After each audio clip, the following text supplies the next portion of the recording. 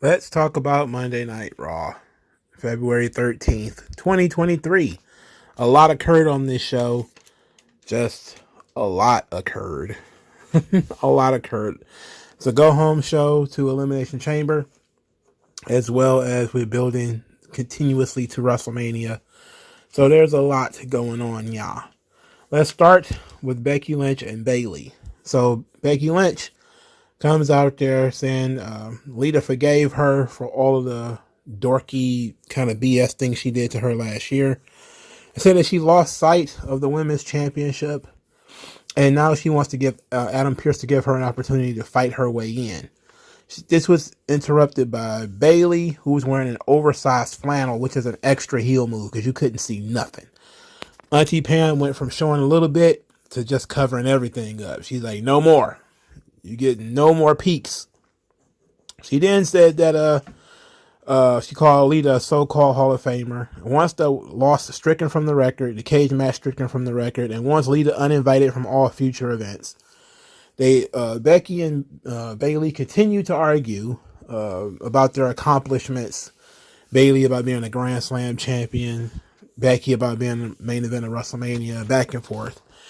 Then Bianca Belair appears and essentially breaks a lot of. She took a good chunk of the internet with her shorts, which I think she was wearing a onesie actually. So basically, she was looking nice, and a whole chunk of the internet was just kind of like Bianca Belair worshiping for like 30 minutes. Which, hey, I ain't saying it's wrong. That's a beautiful black woman, man. I'm telling you, that girl's something else. Anyway, then things skidded off into the nonsense. Bianca says that both of them want to fight in an Elimination Chamber match, but she thinks they should have to go through her in order to get in there. So Adam Pearce makes a triple threat match where the winner of the match has to go into the Elimination Chamber match. There will be 7 people in the Elimination Chamber. But if Bianca wins, then there are no extra people in the Elimination Chamber, and it just stays the same. And I was like, okay, so let's get this straight. Let's square this up a little bit. You have to beat the champion in order to get into an Elimination Chamber match where the reward is for you to fight the champion again. That's stupid. This is dumb. All right. It should not be. Look, this sounds like a big deal. This triple threat match. It sounds like it would have been a great idea to do it at Elimination Chamber itself. That instead of putting them in the Elimination Chamber match, they should have just been considered the top 2 contenders and had the match at Elimination Chamber. This same match, for the title. It would have fit a lot better. I think people would have been a lot more excited for it. Putting it as the main event of the Go Home show and the stipulation of it, incredibly silly. Just super duper silly. The content of the promos were fine. Everybody performed, I guess, well. I can't really complain too much about that. Unfortunately, this was the last time you saw either of these women. You didn't, outside of, you being on Twitter and seeing Bianca Belair's booty every 2 minutes, because every simp from here to Calcutta keeps posting it with the Bray Wyatt gif. Then, you didn't see these girls for the rest of the night. They didn't build this up at all. The other girls weren't too, I think there was maybe one promo from the other girls about it. I think maybe Liv Morgan and Natalya had a discussion about it. But the other girls didn't seem to care about them adding an extra person to the Elimination Chamber match. It's just, none of it really fit, and it all felt rushed. The main event itself, Bianca Belair, Becky Lynch, and Bayley went exactly as you think it would. Tons of run-ins from Damage Control. The girls from the Elimination Chamber match, they do a run-in. They're outside the ring. Bianca bench presses EO, throws EO on top of all of them. Some weird spots in here. For instance, Bayley does the top rope elbow spot, But in doing so, she puts Becky Lynch on top of Bianca Belair, which is technically a pinfall. The referee, of course, does not count. Instead, he's admonishing Bayley for being on the top rope. It's like, this is a pin. What are you doing? Second weird thing that occurred, the finish. Becky Lynch is KO'd on top of Bayley. And she just rolls off Bayley for simply no reason. Like, she fell right on top of her in a pinning position and then just kind of rolled off. Literally made no sense. But Bianca Belair wins. So all the promo at the beginning of the show, all this kind of stuff was just thrown in the trash. The tease of adding Becky or Bayley to this Elimination Chamber match meant nothing because nobody is going to be added. And that's it. I mean, there was no positive way to end. There was no positive way to end this, if we're being honest. Either you screw Bianca by having her lose to somebody, whether it's by pinfall submission or just by her being down and somebody else wins, and then she has to wrestle that person again. That seems silly to me. Or you crap all over Becky and Bayley by having them lose to Bianca. And that seems to be the direction that they wanted to go in. So this kind of leaves us with the conversation that they had earlier, where Becky Lynch says that she has been, she was looking distraught after she lost. And earlier she had said she had lost sight of her WrestleMania. She had an unclear path to WrestleMania. And I'm thinking that's where a lot of this is going to lead up to. Now that both Bayley and Becky Lynch are on the outs, neither one of them are going to be in the title contention at WrestleMania.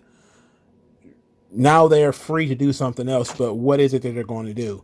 There's been a lot of talk that perhaps there's going to be some kind of women's tag team championship match. It might be. There's been people saying it's going to be Ronda Rousey and Shayna Baszler. This seems to me like it would have been something like a fatal four-way. Like they might be able to get away with throwing another team in there or another two teams in there and making it a four corners match. I think that's what they did for the women's tag team titles last year. They did a four corners match. They probably do it again. Unless they're going to have Becky team up with somebody to wrestle Damage Control, or she's going to wrestle some kind of legend. I've heard that in terms of legends, that it might end up being Bayley versus Lita, which sounds fun to me for a match at WrestleMania. If that was the case, then we probably should have had another Lita run in here, so Bayley can blame her for losing, and they can do that. That would have been nice. But now it's a year where some top stars are kind of like, I don't know what I'm doing at WrestleMania. It's been happening quite a bit lately. But now both Becky Lynch and Bayley are unsure of what their positions are at WrestleMania. And we know for sure that Bianca is going to be defending the title. Against who? Well, we'll do predictions, but I'm pretty sure it's going to be Asuka. Now, since I'm talking about the girls, I might as well talk about the girls now. They had a 6-man tag match that I did not care about. Asuka made Liv Morgan submit. This is a match that had Natalya in it, and they chose to beat Liv Morgan. That's very weird, especially since Liv Morgan is one of the people that they've been trying to push. There was some weirdness here too, mainly the fact that Nikki Cross was confronted by Candice LeRae and about her stalking Candice LeRae, and she just kind of giggled and walked off, which typically you wouldn't let happen. If you were being stalked by somebody, you wouldn't just be like, hey, stop stalking me, what are you doing? You would be like, I'm gonna kill you if you keep stalking me. Like, I'm gonna have to bust your head to the white meat if you keep stalking me. But the 6-man tag wasn't awful, but it wasn't great either. I literally didn't care about it, and I don't think most people did. I think some people are starting to notice that Natalya is worthless. Natalya's been in WWE for 15 years. She gets the same crowd reaction as like Iron Mike Sharp in the 1980s. nonsense, bro. Like it's really psychotic that she manages to find herself on TV every single week in some kind of featured position. And she's been in the company this long and literally nobody cares about her. No matter how big her boobs get, no matter how much surgery she has, people still do not care about Natalya. At this point, man, this feels like you're force feeding Natalya. And, Natalya shouldn't have to force feed you. The nipple is right there. Moving on.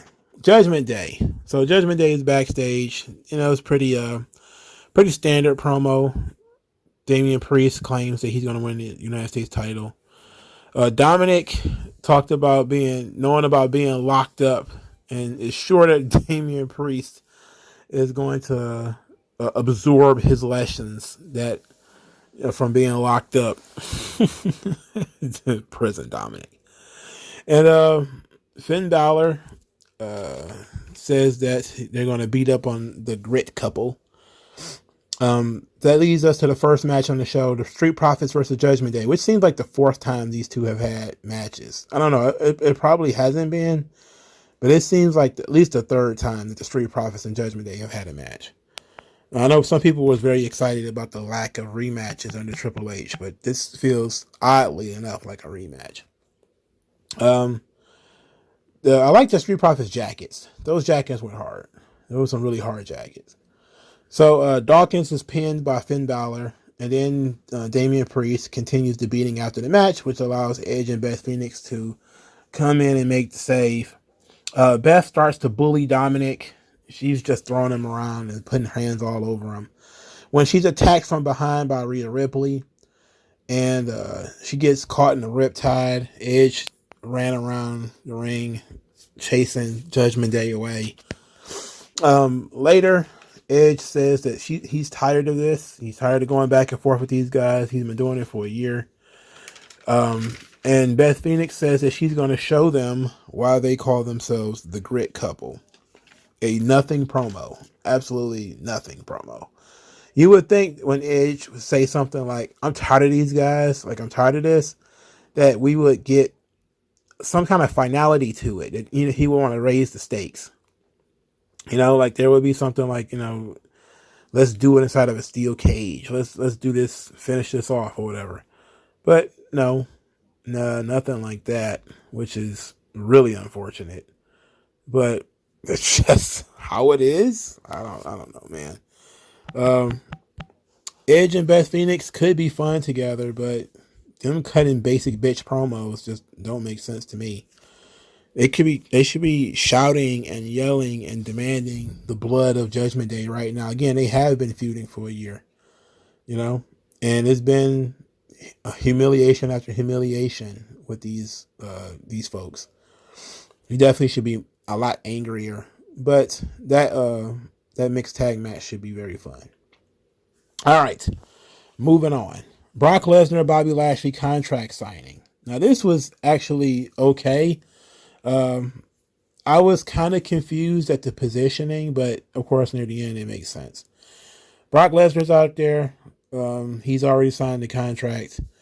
There are 11 security guards coming out there. There's just so many security, and they're lining up.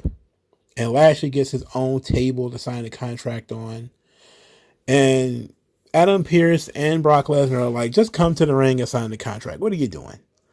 So Bobby Lashley just kind of sits calmly in his chair, says that he thought about it, and he had his manager look at it, had his agent look at it, had his representatives look at it, even had his kids look at this contract, and he's not so sure that he can sign it. So Brock, of course, makes the threat that, sign this contract or I'm going to whoop your ass. So Lashley says, well, do it. I don't think you got the stones to whoop my ass. So Lashley sits there and basically just waits for Brock, because Brock is going to do what he does.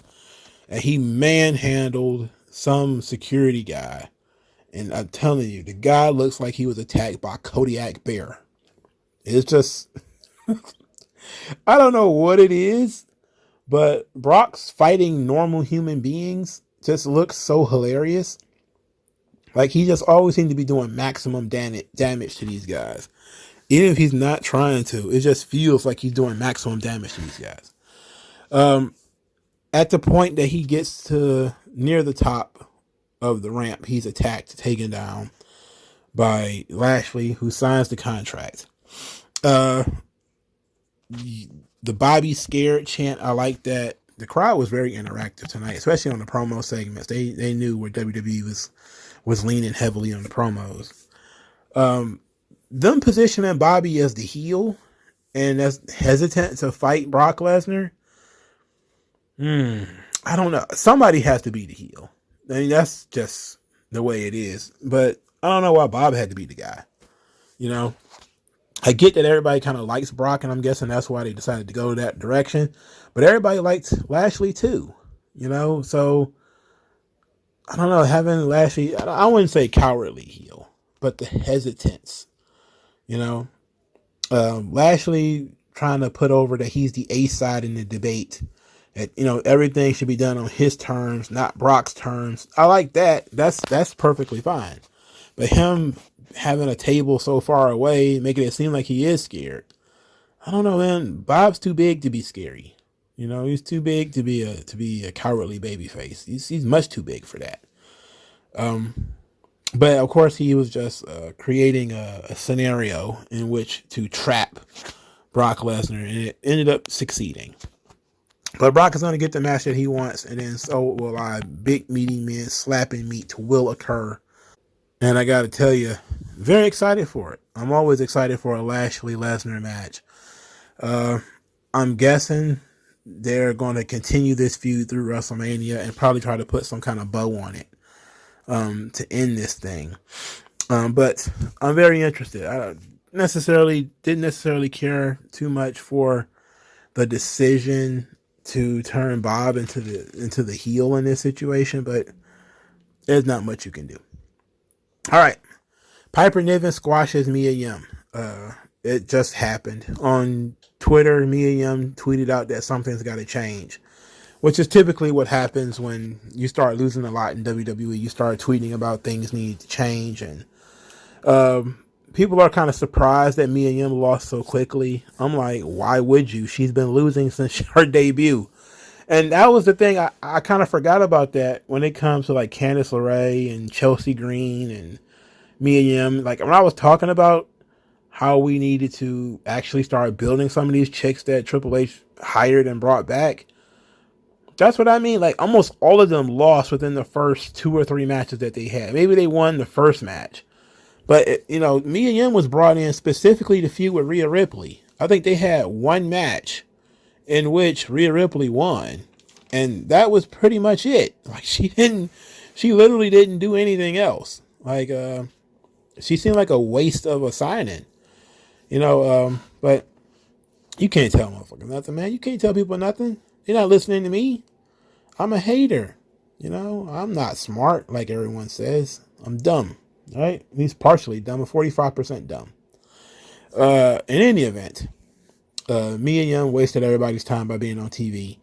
She's probably going to have to get repackaged, especially since the OC is over.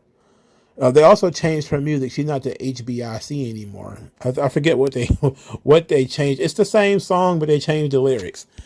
So I'm the one that I see. You know, some stupid. It's some childish Sesame Street change of the vocals. It's ridiculous.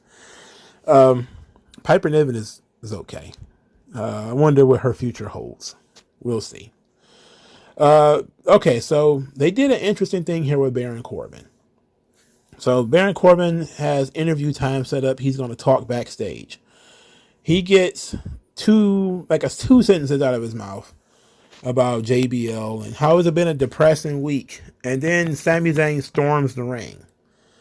Sami Zayn is wearing a hoodie and he's coming in there like he's an intruder, like he's not supposed to be there. Like he sleeps in a shelter or something like that. It just has this real homeless look to him. It's fitting, of course, the Sami Zayn character. So Sami Zayn calls out Cody because he heard Cody last week say it's looking more and more like he's going to be wrestling Sami Zayn at WrestleMania. So Cody comes out, and Sami Zayn asks him, says he wants to hear it from Cody's mouth face to face. Does Cody believe that Sami Zayn can defeat Roman Reigns? Cody Rhodes says that he doesn't have time to BS Sami Zayn, and says that when he said that he believes that Sami Zayn can win, he believed it and he meant it. But he says it doesn't really matter what he believes. It matters what Sami Zayn believes. Does Sami Zayn believe that he can defeat Roman Reigns? And Sami Zayn says he doesn't know. He's been in the trenches with Roman Reigns. He's been in the trenches with the bloodline. They always find a way. And God mode isn't a catchphrase. He then says that, does he believe that he is capable of defeating Roman Reigns? Yes. Does he believe that he is worthy of a WrestleMania main event? Yes. Because if he doesn't believe it, no one else will. But if you're asking him whether he can walk out of Montreal as the unified world champion, he's not sure. He's not sure that's going to be his night. The crowd is just 100% behind Sami, chanting, "You can do it. Yes, you can." They're just 100% behind Sami. Cody then says that the people know, and the people have been watching. They know. They believe. Then says he has been watching Roman, and that Sami Zayn put all these chinks in the bloodline. Then he says that God mode is just a t-shirt. Roman is a man, and for him to split Roman open and find out for himself. And he says when he came here, when he won the Royal Rumble, Michael Cole told him to finish the story. And he says that Sami Zayn, you finish yours. That got a huge reaction. Then he said that he doesn't want to see him on Raw next week. He wants to see him at WrestleMania. This was a superb promo segment. It was a little weird with Sami Zayn being a little self-depreciating, saying, "I'm not sure I can beat Roman Reigns." It's a little late in the game for that. It's a little late in the game for you to be like, "I made this dumb challenge, but I'm not sure I can do it." But it worked because when Cody showed faith in Sami Zayn, he showed belief in Sami Zayn. He also offered the fans a third option. That third option was Cody versus Sami Zayn. Not a triple threat match between the two, but that Sami Zayn literally could win, and those two would have a match at WrestleMania. So that was nice, So it's not just the option of Sami somehow ends up with a match with Roman, or Roman has to wrestle Sami, then he has to wrestle Cody. No, he set up a situation in which people can envision Sami Zayn winning and being the opponent at WrestleMania. That's not going to occur, but it was a nice opportunity to put something out there. This is a masterclass in promo skills between these two guys. It was very good, very passionate on both ends. Cody looks like a true blood vampire. He just looks more and more like a vampire every week. I know he got that Patrick Bateman idea, which is what the American Nightmare is a ripoff of, as the American Psycho. That would work a lot better if his hair wasn't dyed blonde, but his hair is dyed blonde for a reason. It's kind of a Rose family thing.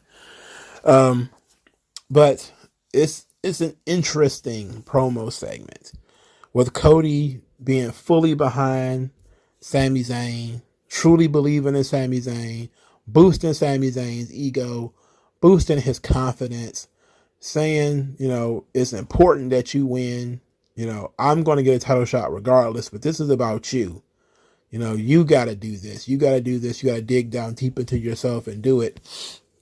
It's a real Superman kind of promo from Cody where he is inspiring Sami Zayn, which is creative. It's very, very creative. I don't know when the last time I saw something like this where a babyface, gives the other one such a huge thumbs up, such a push forward in this way. And it was very impressive. And no wonder that the fans didn't boo Cody. You know, it's been the internet with all of that. Cody's going to get booed. It's been the internet 100%. Nobody believes that. Nobody with any common sense believes that. So what they did was they made Cody seem very magnanimous. Cody came across as very gracious. He came across as a really good guy. And Sami Zayn came across as being a little hesitant, a little unsure. But ultimately, this is his one shot. And now he's dressing like he's a knockoff from 8 Mile. But this is his chance to blow. It's his chance to finally make noise in WWE. That's by becoming the world champion and defeating Roman Reigns. And, it's an opportunity that's out there. And I can appreciate this. And this was one hell of a story. I really enjoyed this. And I think everybody did. It got a great reaction. It's very rare that you will get a babyface who says, like, I'm not sure if I can do it. And the crowd cheers them. And then the crowd tries to inspire them. Usually the babyface is like, I'm going to give 110%.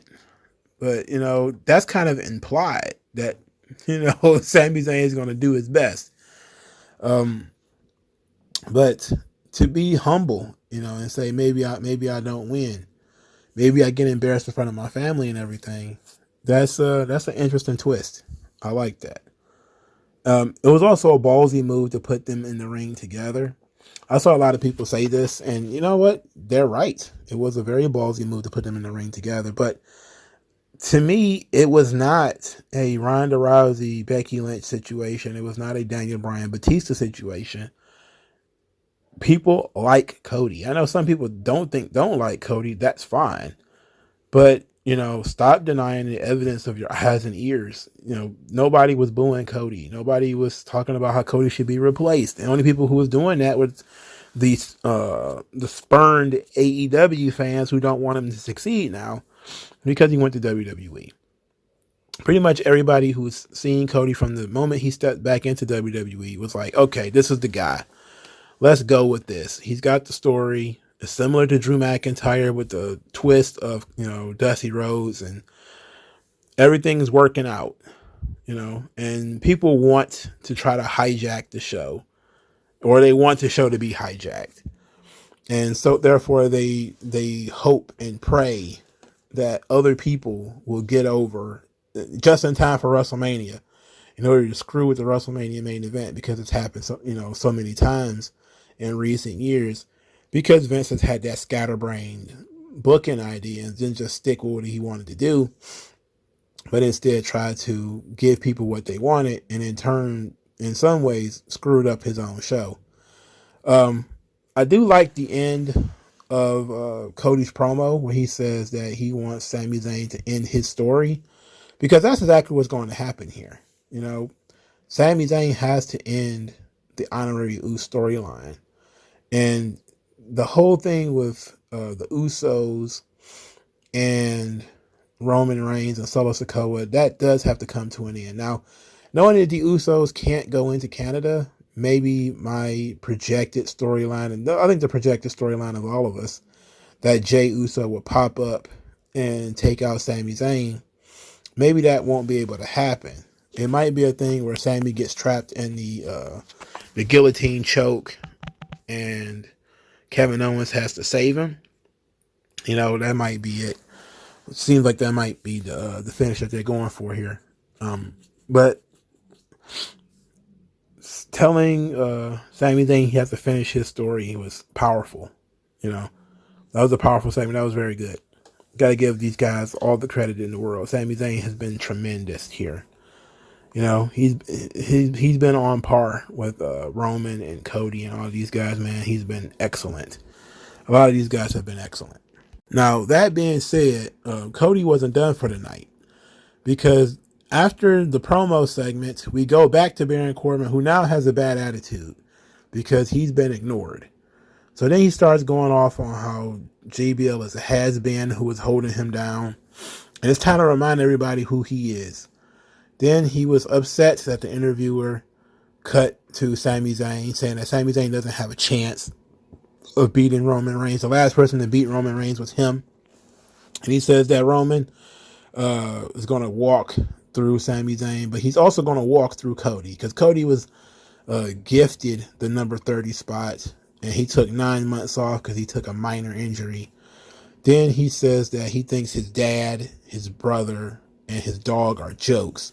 At this point, Cody is coming back through the curtain from his promo with Sami Zayn, and he hears everything that Baron Corbin says, and then he attacks him. And then Cody starts to fight Corbin while in this powder blue suit, and they're fighting. And then Cody wants to have a match. He's demanding. He's making his own matches. He's the GM now. Cody is in GM mode. He gets to make his own matches now. Give me a referee. I need a referee. And referees just do what Cody tells them to do. It's like Michael Jordan. Oh, I believe you, Mike. Yeah, sure. I believe you, Mike. Like what? Why the referee just doing what Cody told him to do? Anyway, Baron Corbin versus Cody Rhodes was a match that was sort of teased on Twitter before it aired.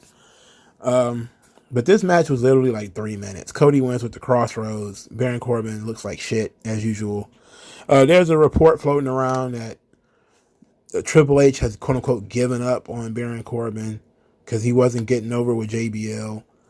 I don't think that anybody expected that another version of the casino style Baron Corbin would work. I'm thinking that Baron Corbin needs to be on a tag team. And I think that's probably the best usage of him, is as a tag team wrestler. There's got to be another guy on the roster for him to team with.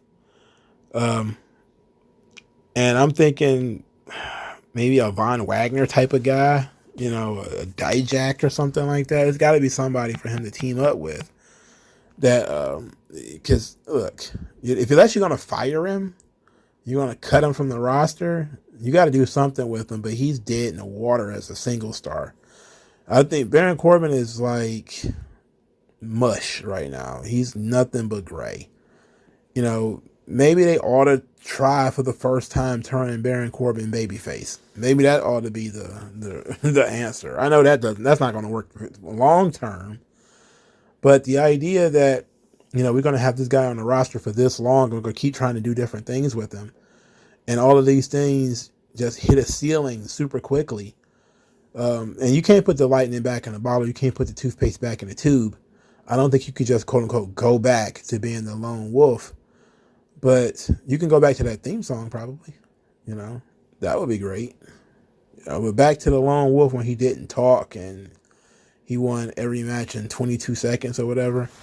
I don't know if you can go back to that. But putting him in a tag team might, prolong this thing. But to me, Baron Corbin is waste at this point. He's no more.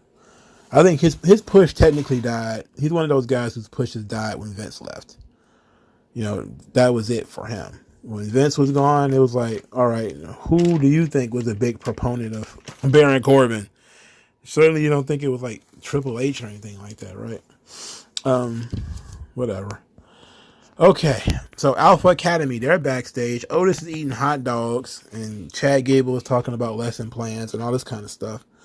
Then he slaps the hot dog out of the hand of Otis because it's bad for him. Mustard sprays all over Mansoor because, maximum male models are always standing somewhere they shouldn't be. Maxine Dupree struts over to Otis, asks him, has he ever done any modeling? Chad Gable was like, well, I've done a little bit. She's like, I'm not talking to you, I'm talking to this guy. And they give him a business card, and she dubs him Otis. And, Otis is charismatic and a bit of a dumbbell. He's like, oh, yeah, Otis. What's that? Ooh, I like that. He's looking at, oh, God. They're about to do another, I don't know if it's going to be a love angle. I don't think it's going to be like a love angle between Otis and Maxine Dupree. I think it's going to be just Otis being presented in a different light. Like, it's a wild thing for them to do. Alpha Academy wasn't working, by the way. It just wasn't working. They probably want Gable by himself, but this is the first time Gable hasn't wrestled on TV, and he still managed to get on TV. But this is the first time he hasn't wrestled on TV in a long time. But Otis seems to be another guy that they like doing stuff with. He seems to be very versatile in terms of comedy, and you could put Otis in any situation and he'll find a way to fit. And I gotta give you credit. The only time I really don't think that Otis really fits when he was Mr. Money in the Bank, because he wasn't gonna win the title. Him winning the Money in the Bank was just a catalyst for a storyline later on, which made perfect sense when you think about it. He got a big win in his career, but he ended up getting screwed out of it, which happens to underneath baby faces quite a bit. So now this guy who was doing comedy as a member of Heavy Machinery went solo, was doing comedy there. Now he got serious for Alpha Academy. They shaved his face and everything. He looked super serious. But everybody likes lovable fat Otis, and so they decided to just go back to lovable fat Otis, who is obsessed with food. Oh yeah, that kind of stuff, and his interactions with other characters. This is gonna do nothing but this is gonna get Otis more over than all the matches that Chad Gable is gonna spend 20 minutes working these matches. No, what's gonna get them over is them doing Otis. When he starts wearing suits and strutting and taking the modeling thing, playing it straight, it's gonna be funny as hell. I'm telling you, I see it coming. I just see it being complete comedy. So I'm interested in where we're going with Otis. Speaking of big burly dudes, thick boy Bronson Reed defeated Mustafa Ali. They cared so little for Mustafa Ali that they played his own theme song through his picture-in-picture promo. If you couldn't hear it, welp, he ain't say nothing important. That's why we played the music over it, right? Because I didn't hear shit. All I saw was him talking with Dolph Ziggler and just assumed he was whining about something, which I'm pretty sure I was correct. Anyway, Bronson Reed wins. This match happened because Mustafa Ali was bothering Dolph Ziggler, assuming he said something about Dolph Ziggler in the Elimination Chamber or something like that. All right. Next, Miz TV featuring Seth Rollins. So Seth Rollins is wearing the Astro Boy boots, the Mega Man boots, but in red. I hate those damn boots. They're gigantic cartoon boots. Why on the world is anybody wearing those things? It just goes to show that if you make something fashionable, you can make a bullet in the head fashionable, and people will do it. Like next, people are going to start having rubber bands on their face, like Captain Lou Albano or something like that. In any event, Miz claimed that Seth Rollins is unfocused, that he split his attention between the U.S. title and Logan Paul. The Miz continued to bring up Logan Paul, trying to get Seth Rollins to talk about him, like Seth Rollins talked about him on other podcasts and other shows. But Rollins kept redirecting to get the people to sing his song, talking about the U.S. title, not wanting to talk about Logan Paul at all.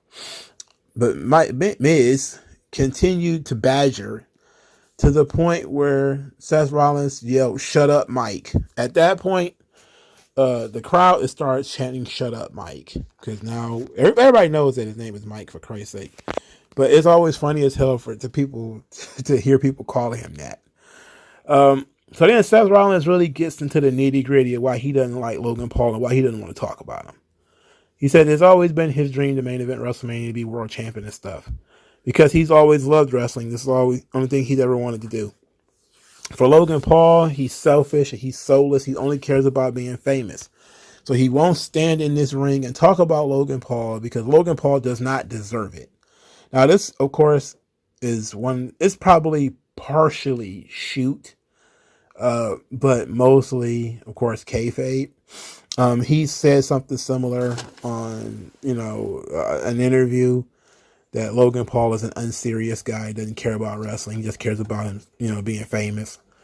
So this is going to be, position Logan Paul as the outsider, the disruptor, which is, the gimmick that they've given him is that Logan Paul is the wrench in the machine all the time. And that Logan Paul is going to be the guy who's going to come in and say, hey, maybe I didn't do this from the beginning, but it's something I'm really good at and I'm better than most at it. And kind of let this kind of thing go to his head. And he's going to end up playing the heel on this one again because everybody likes Seth Rollins. But I like the storyline, though. Logan Paul is an incredible athlete and can be led to having good matches, as we've seen. He's going to have a banger with Seth Rollins. It's all about getting the character there and getting the story there. And Seth Rollins has laid a very solid foundation that Logan Paul is an outsider who has no business in a wrestling ring. And it's, of course, similar to, the Sami Zayn, Johnny Knoxville story, where Sami Zayn was 100% correct that Johnny Knoxville and all those guys had absolutely no business being in a wrestling ring. But Sami Zayn was being a heel. He was being a bully. In this situation, Seth Rollins isn't being a bully. He's just being dismissive of Logan Paul. And Logan Paul, who has proven himself to a lot of people, is going to have to come in cocky. He's going to have to come in cocky. That's going to be the only way this thing is going to work. If he tries to come in humble, hey man, I just want to learn, I just want to do, you're going to jam up Seth Rollins' thing. Come in cocky, like, bro, you're just, and Mike Miz says that Seth Rollins is just jealous. And that's going to have to be Logan Paul's angle. His angle is going to have to be that Seth Rollins is jealous of him. Interestingly enough, as we talk, before we get too far away from Logan Paul, did anybody notice that Logan Paul and his Prime energy drink signed a contract to be like what the official electrolyte water or whatever of the UFC, while his brother is constantly badgering UFC about fighter pay? How ironic is that? That's not something that a Seth Rollins type of character would bring up. But my God, isn't that like scumbag behavior? Like, your brother is talking about how the fighters don't get any money off sponsorships and all this kind of stuff. And then you turn around and was like, you know what? There's money to be made here. There's a bag to be gotten here. I'm going to go ahead and get that bag, baby. Screw what my little brother got going on here and his crusade against the UFC, which is a grift anyway. All of it's a grift. That's what I appreciated about it, the scumbag nature of it.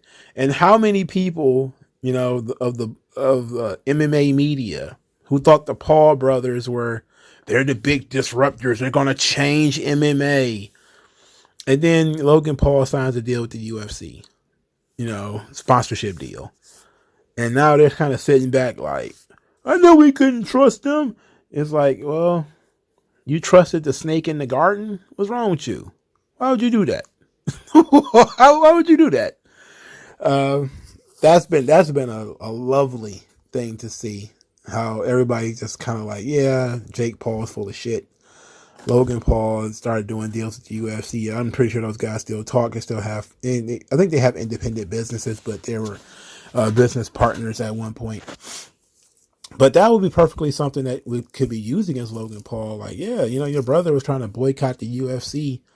You wanted to do business with the UFC because all you care about is yourself. You're soulless. That ought to be interesting. All right, so The Miz and Seth Rollins get into a fight. Of course, The Miz never wins fights. He never wins a fight. So he got beat up. Austin Theory attacked Seth Rollins, and for like the 16th week in a row, Austin Theory just yelled that somebody was the past and held the belt up, and that was it. Of all the people in the Elimination Chamber match, he has had the least amount of development. They are literally doing nothing with Austin Theory. This is AEW booking when it comes to Austin Theory. Oh, he's going to be wrestling John Cena. He had no business wrestling John Cena. He legitimately has no business wrestling John Cena. Wrestling John Cena for what? For what, really? You know, it's goofy. I hope John Cena doesn't come back and work that match. Like, I like Austin Theory, but I want a Triple H to not be able to rely on John Cena to get this kid over for him. Get him over yourself. You had months and months and months to do this. You know, get this kid over, please. Anyway, The Miz is down. The Miz is out. He just got stomped in the head or something or other. His opponent is going to be Rick Boogs. Now, Rick Boogs is backstage. He's booging out, but not quite. He's almost booging out. Elias comes over there, starts talking about the similarity in their characters and persona, says that he doesn't want Rick Boogs to get stressed out, and that if Rick Boogs is impressive, he might want to do a collaboration with Rick. Rick is shaking, and I don't know what's going on with his character, where he's just like bulging literally all the time. But he says that Thick Rick was born and bred to rip and shred. And I was like, oh my God, this dude is from the 80s. Like, this is so 1986 or something like that. I like it. I'm not even gonna hold you up. I like it. I like the throwback nature of it. Anyway, Rick Boogs makes his way to the ring where The Miz is barely functional. The Miz gets up, tries to get the match canceled because he's not ready. He just got beat up and his head kicked in. The referees don't listen to The Miz. They listen to Cody. They don't listen to Miz. What? Miz got tenure. If anybody you should be listening to anybody, it should be The Miz. Anyway, The Miz loses. This time he was wearing his ring gear, but he also got kicked in the head not too long before that. So it gave him another excuse to lose to Rick Boogs. Rick Boogs has some potential, I'm telling you. Just gotta take your time with it. Give him some time. All right, the final thing here is Chelsea Green, who is still harassing Adam Pearce. Now she's harassing Adam Pearce because she wants to be in the Elimination Chamber match. And Pearce is like, nope. So then she starts talking about how she sent strongly worded emails to his boss. Adam Pearce says, those emails came to me, and I'm the one who told you that we will get back to you at a later date. So at this point, she's like, I want to be in the Elimination Chamber match. And he's like, no. And then she puts like her finger in his face, and he is about to move it. And she's like, if you touch me, I'll scream. And I was like, oh, she's such a scumbag. She's a scumbag. She's doing very well with this character. I really appreciate Chelsea Green. She's been doing very good at this diva style character, saying that she needs to get what she deserves, trying to force her way into the triple threat match. I thought that's what she was going to get to do. I thought they were going to give her what she wanted, put her in the triple threat match, and that, you know, she'd probably be the one that take the pin, and that would have been wild. But in any event, Chelsea Green is a very fun character, and her interactions with Adam Pearce has been very good. And she's getting brattier and brattier as she goes along. I just wish that she had a little bit more credibility in the ring, and she just wasn't a punching bag. You know, we need fewer of those. We need like some women who can. It would be nice to have more legitimate challengers on the roster that are not 4 horsewomen. You know, but. It was a slow episode of Monday Night Raw. Nothing major occurred. They delivered everything that they claimed that they were gonna bring. They created a lot of intrigue for the title match at Elimination Chamber. They did a good job there, but they did almost nothing to build the men's Elimination Chamber match. They had a match. The women's match, they kind of built up, not much. They just had a 6-woman tag, but at least they had something. But there was no circular promo where all these guys can talk and discuss how they want to win the Elimination Chamber, why they want to be United States champion or whatever. airing each other's grievances with one another. Just nothing. Like, these guys are just 6 random dudes thrown in a cage. That's what it feels like to me. You know, they definitely dropped the ball on building that match. Lashley and Lesnar, in terms of build, it's been fun. I've been okay with it because, you know, these guys have had 2 or 3 matches already, so it's all right. The Grit couple and Judgment Day, I feel like, of course, they dropped the ball. Edge and Beth Phoenix not wanting to up the ante against Judgment Day seems like a waste of money. It's like an opportunity for you to do something else. Maybe force the match to be no DQ or something like that. But at the very least, they've been telling the story for a while, and they've been teasing Beth Phoenix and Rhea Ripley for a while too. So that ought to be nice. And that's about it. You know, what do you guys think of Monday Night Raw? Let me know in the comment section below. I'll talk to you guys later. Peace.